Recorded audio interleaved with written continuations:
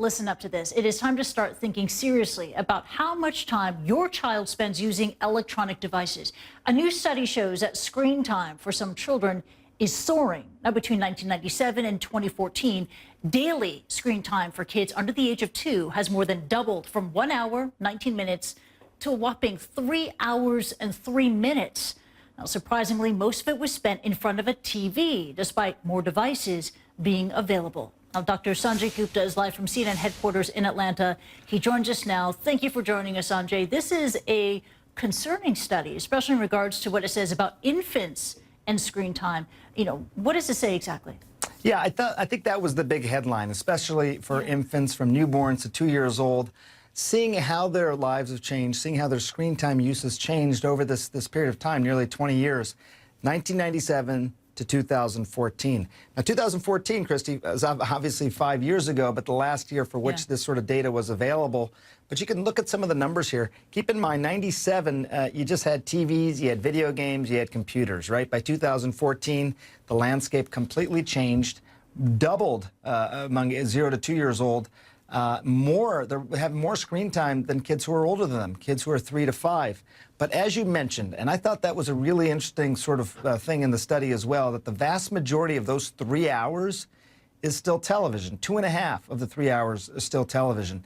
And even kids who are 3 to 5 years old, out of their 2.5 hours of screen time, 2 hours was television. So it's interesting. I'm not entirely sure what to make of it, and the data may have changed even more over the last 5 years, because there's obviously tablets and phones and e-readers and all these other devices nowadays. But kids are watching, and they're still spending most of the time on the TV. Yeah, TV is still taking a lot of screen time for kids. I still can't get over that finding there that infants under the age of 2 spending 3 hours a day on a screen. You know, some parents, they do this, you know, just to keep their kids busy, right? But what do we know about the impact that this could have, the long-term impact that this type of exposure has on kids? Well, and I'll preface by saying, look, I have 3 kids.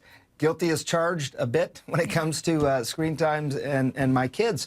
There are association studies, not cause and effect studies, but associations between the kids who had the most screen time and certain, you know, behavioral things, longer term. Could there be cognitive issues? Could there be attention issues? Is there increased risk of obesity, impaired sleep? When it comes to that top line, Kristie, I think it's worth sort of recognizing something the researchers point out as well, and that is that, look, which came first? Was it the cognitive, language, social, emotional delays that led to more screen time? Or did the screen time actually lead to some of these problems? Again, we don't know the answer. We're seeing some of this data unfold for the first time, really, in human history. Also, they say, look, maybe it's not the screens that are doing anything at all, but it's what you're not doing to the brain instead. So less parental teaching, less parental interaction, less age-appropriate sort of interactions with the parents because they're on the screen instead. So it may be more what you're not getting versus what you are getting. So I think you got to interpret this with a little bit of caution. Screens are here, clearly. Should all screens be viewed the same? Should all content on screens be viewed the same? Probably not, but that's going to be parsed out, I think, as we go forward. Yeah, it's good to have that interpretation of the data. Now, I'm a parent, Sanjay, you're a parent, you're a dad of 3 daughters.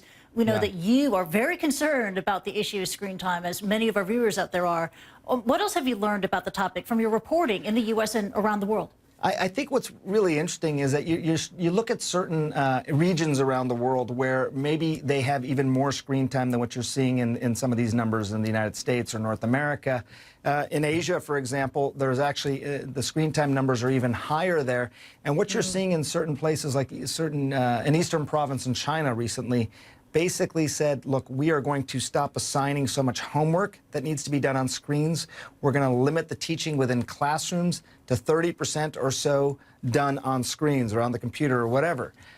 Their main reason for that was really less about the brain development than it was simply about vision. What they recognized was that about 1/3 of the country right now in China, it has myopia. They're nearsighted. But among high schoolers, the number is close to 77% and 80% of college students. So you're seeing a tremendous change in vision. and they're attributing that to the screen. And so they're sort of going retro, if you will, Kristie, in certain places, going back to paper homework, really doing less and less screen time because of the concern about vision. Singapore, the same thing, in terms of the myopia rates, close to 80%. So the impact of the screens on vision, that seems to be driving some of these changes in other places around the world. Oh, Sanjay, you've given us so many reasons to unplug and put those screens down. Thank you so much, Dr. Sanjay Gupta. You got it, Kristie.